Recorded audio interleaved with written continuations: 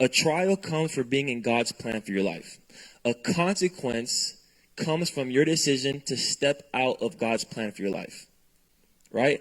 And so I don't know about you, right? But in my life, I want to go through as minimum turbulence as possible.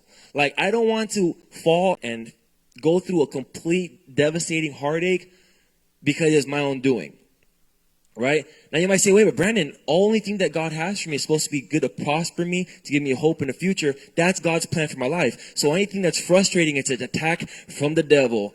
The devil, he's always working, he's always doing his stuff. The devil is a liar. No, that's not true, right? There's trials and there's tribulations, and we just read it. Let's go back.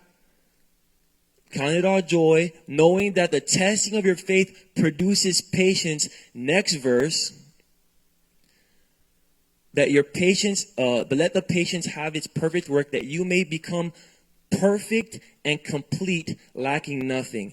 God's purpose in your life and your plan for your life contains trials and tribulations. Sometimes, if you think about it, right, you're like, God, why in the world have you brought me to this point? This is like the most frustrating thing. Why have you brought me through it? And that's a big part of trials, right? To understand what God is trying to tell you and put you through. But guess what? Many people put themselves through consequences of their own decision makings and be like, God, why in the world am I going through this?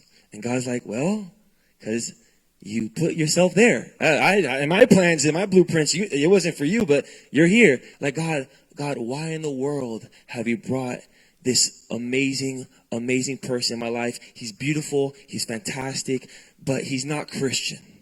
And I'm going to pray hard. God, have your way with this man. Change him. Put in his heart, Lord God, to be more and more like you and find you. And God's like, well, what I have for you is I'm already working on it, right? So God's not obligated to move in your respect and what you've come up with, but he's only supposed to move, and he's obligated and he has a plan to do his purpose in your life.